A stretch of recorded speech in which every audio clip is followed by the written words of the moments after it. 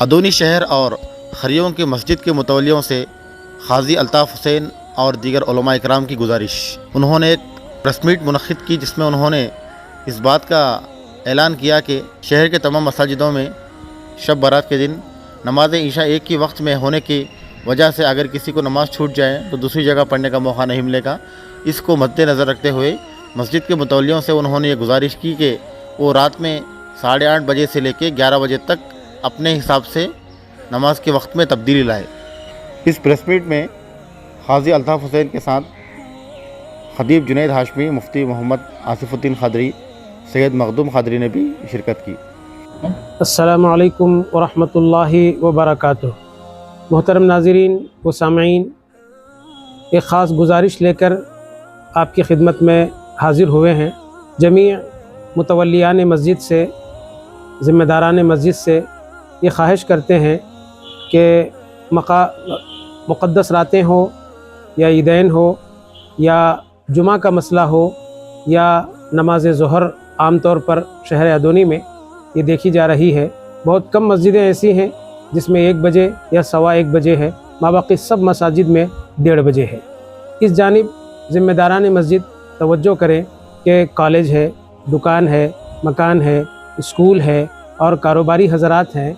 इन सब का ख़्याल करते हुए हम चाहें, ज़िम्मेदारान मस्जिद चाहें तो औक़ात नमाज में तब्दीली ला सकते हैं, क्योंकि ज़ोहर का वक्त अच्छा खासा होता है। तो इस एतबार से कोई 2 बजे, कोई सवा 2 बजे, कोई 2:30-3 बजे तक भी ज़ोहर की नमाज़ पढ़ने की और पढ़ाने की गुंजाइश फ़ुक़हा किराम से मिलती है। इसी तरीक़े से जुमे के मसले को भी ले लें। माशाअल्लाह किसी जगह 3 बजे होती है, किसी जगह 2 बजे भी हो, किसी जगह 2:30 बजे भी हो। तो इस तरीक़े से हम तब्दीली लाकर अवाम व ख़ास के लिए इबादत के मौके आसानी के साथ फ़राहम कर सकते हैं। ये अपने ऊपर जो सख्ती कर लिए हैं ये किसी कदर मुनासिब नहीं मालूम होती है। नबी पाक सल्लल्लाहु अलैहि वसल्लम का इरशाद गिरामी है, अद्दीनु युस्रुन ला उसरुन, यस्सिरू वला तुअस्सिरू, क़र्रिबू वला तुनफ़िरू। इस तवील हदीस शरीफ में यही मकसद है कि लोगों में आसानियाँ पैदा करो, सहूलतें पैदा करो और दीन से करीब करो, दीन से दूर मत करो। अब खुसूसियत के साथ ये बात अर्ज़ गुज़ार है कि शब बारात के मौके पर गुज़िश्ता शब मेराज गई, इसमें देखने में ये आया कि सब मसाजिद में ठीक 10 बजे जमात, ये थोड़ा सा यानी यूँ कहिए कि सबके लिए ये वक्त मुनासिब नहीं मालूम होता है। तो ज़िम्मेदारान मस्जिद से हम पुरखुलूस अपील और गुजारिश करते हैं कि इस वक्त पर नज़र सानी करें। कोई 9:30 बजे रख ले, कोई 10 बजे रख ले, कोई 10:30 बजे रख ले, कोई 11 बजे रख ले। तो इस तरीक़े से होगा ये कि अगर किसी को जमात नहीं मिली है तो कहीं और आसानी के साथ जमात के साथ खुशू खुजू के साथ और फिर नवाफिल वग़ैरह में शरीक हो सकता है। तो इस तरीक़े से जुमा, ज़ोहर और मुक़द्दस रातें और ईदों में ज़िम्मेदारान मसाजिद, मुतवल्लियान मसाजिद की अहम रूल और अहम किरदार और अहम ज़िम्मेदारी होती है कि अहलियान अदोनी और अतराफ़ व अकनाफ़ का एतबार करते हुए, हालात को समझते हुए सब के लिए मौका फ़राहम करें। ये एक गुजारिश है, अगर आपको पसंद आए और आप इस पर अमल करें तो सब के लिए आसानी होगी। अल्लाह हम सब को अमल की तौफ़ीक़ अता फ़रमाए। सल्लल्लाहु तआला वसल्लम अला खैरि खल्क़िका व आलिही व सहाबतिही अजमाइन वल्हम्दुलिल्लाहि रब्बिल आलमीन। अस्सलामु अलैकुम रहमतुल्लाहि व बरकातुहू। और लोगों के लिए आसानी के वास्ते जो मुफ्ती साहब ने फरमाया है उस पर अमल कीजिए। नमाज़ें की तब्दीली हर जगह 8:15, 9:15, 10:30 जैसा भी मुनासिब रहे रखे तो बेहतर रहेगा। सारे लोगों को इबादत का मज़ा भी मिलेगा अल्हम्दुलिल्लाह। और क़ब्रिस्तान में भी जाना है, हर चीज़ से आगाह करना है। अब जो महीना शाबान मुअज़्ज़म का मुक़द्दस महीना जो चल रहा है, जो आका फरमाते हैं वो मेरा महीना है, जिसमें उम्मत के गुनाहों को, ख़ताओं को मिटा जाता है। ऐसी मुक़द्दस रातों में हम लोग इबादतें करते हैं, नमाज़ें पढ़ते हैं, ज़िक्र अस्कार करते हैं। और लोगों के लिए आसानी के वास्ते जो मुफ्ती साहब ने फरमाया है उस पर अमल कीजिए। एक अच्छा सा मशवरा है, इसमें कोई दो राय नहीं है कि मुख्तलिफ़ मसाजिदों में मुख्तलिफ़ औक़ात होने से, मुख्तलिफ़ टाइम होने से उसमें सबसे बड़ा फ़ायदा ये होगा, जहाँ तक मुझे समझ में आती है बात, 10 बजे, 10:30 बजे, 11 बजे जहाँ पे मुक़्तदी नमाजी 10 बजे अदा कर लेता है, तो अगर किसी का बयान सुनना चाहता है, किसी का खिताब सुनना चाहता है, किसी की तकरीर सुनना चाहता है, तो बआसानी चलो हमने यहाँ नमाज अदा कर ली है, यहाँ कुछ इबादत कर लेंगे, नफल व नवाफिल अदा कर लेंगे, हम ये खिताब वहाँ जाकर हम सुन सकते हैं। एक फ़ायदा हो सकता है। ठीक है, सारे मसाजिदें हो चुकी, चलो अब 11 बजे जहाँ पर आखिरी जमात होगी, अल्लाह के फजल व करम से वहाँ पे नमाज भी पढ़ लेंगे, वहाँ उनका खिताब भी सुन लेंगे। तो मेरे ख़्याल से जहाँ तक मैं ये सुनने के बाद मुझे महसूस यूँ होता है, किसी भी ज़ाविये से उस रात को सुलाना नहीं चाहते हम, किसी भी ज़ाविये से उस रात को सुलाना नहीं चाहते, इसलिए कि वो रात ऐसी मुक़द्दस रात है, सोई हुई तकदीर को जगाने वाली रात है। तो हम ये चाहते हैं मुख्तलिफ़ वक्तों को अगर मुतवल्लियान मस्जिद, अराकीन मस्जिद या ज़िम्मेदारान मस्जिद अपने वक्तों में तब्दीली लाते हैं तो बहुत अच्छी चीज़ है ये। 11 बजे जमात होगी तो ठीक है, 12-1 बज जाएंगे। अब उसके बाद 10 बजे उमूमन देखा ये गया है, जहाँ तक मैं देखता हूँ 10 बजे जमात हो जाती है, 11 बजे थोड़ी बहुत नवाफिल वगैरह पढ़ लेते हैं।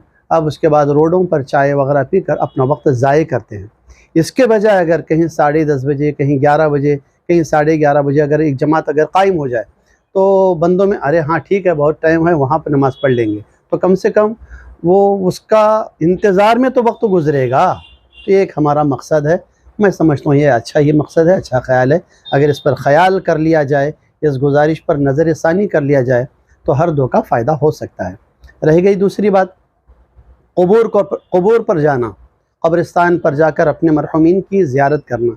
हमारे पास बरक्स है, एक दिन पहले चले जाते हैं, बड़ों की ईद जिसको कहते हैं। ठीक है साहब, मैं तो जाइए, उस दिन भी जाइए, कौन मना करता, हर दिन जाइए, हर दिन जाइए। हम ये नहीं कहते कि आप मत जाइए, मगर मेरे आका अलैहिस्सलाम ने जिस रात का तयन किया है, आका अलैहिस्सलाम ने जिस रात की अहमियत बताई है, उस रात जाइए, ज़रूर जाइए, इसलिए कि सारे मरहूमीन अपने ख़ानदान को देखते हैं कि कौन आया कौन गया, इंतज़ार करते रहते हैं। तो उस रात जाइए और अपने मरहूमीन के ईसाल सवाब कीजिए, जितना जैसा भी हो सकता है।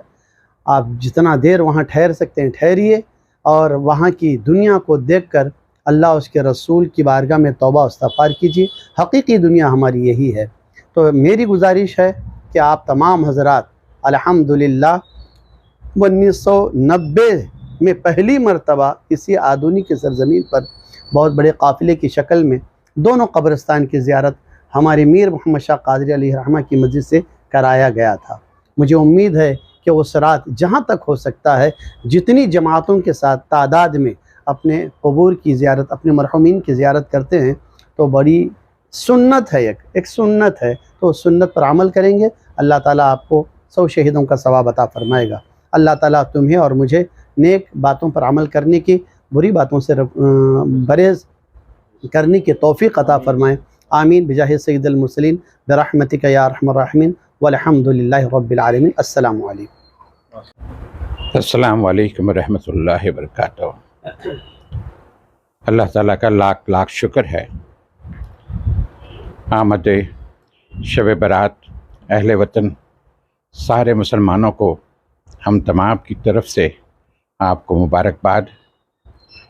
और ख़ास तौर पे इस शब बारात में एक नई सोच, एक नया कॉन्सेप्ट लेके, इसलिए कि हमारे जितने भी मुसलमान यहाँ पर कहाँ हर मोहल्ले में रहते हैं उनको एक सहूलत, एक कन्वीनियंस और उनको उस वह एक ऐसा मौका अता कर दें कि ज़्यादा से ज़्यादा टाइम उनकी इबादत पे गुज़रे, नज़दीक से नज़दीक मस्जिद में उनके कन्वीनियंट टाइम के हिसाब से वो नमाज़ पढ़ सके। हर एक मस्जिद को वो ऐसे आइडेंटिफाई कर लें जहाँ पे जो उनके जिससे पसंद करते हैं, जिनसे सुनना चाहते हैं, उनका बयान अगर हो तो बेशक नमाज अपने करीबी मस्जिद में अपने कन्वीनियंट टाइम पे पढ़ लें। अगर ऐसी कोई मस्जिद है जहाँ जाके वहाँ पे बयान सुनना चाहते हैं, वहाँ जाके उसका बेशफ़ करें, वो भी बहुत बड़ी इबादत होगी। और ख़ास तौर पे मैं इस बात की आपसे बहुत गुजारिश करूँगा, और ख़ास तौर पे ख़ानदान के जो सीनियर लोग हैं, बहुत ही ज़िम्मेदार अफराद हैं, उनसे भी गुजारिश करूँगा, हमारे नौजवान बेटों को, भाइयों को इस बात की हिदायत कीजिए कि शब बारात के दिन कहीं नमाज के बाद बाहर रस्तों में गाड़ी तेज़ चलाना, कट्टों पे बैठना और गैर ज़रूरी बिना मकसद के कहीं इधर उधर घूमना ये मुनासिब नहीं है। जो कोई भी मौका हमें मिलता है एक अच्छे मुसलमान साबित करने के लिए, एक अच्छा शहरी साबित करने के लिए, एक रिस्पांसिबल सिटीज़न साबित करने के लिए, वो अपने हाथ से जाने मत देना।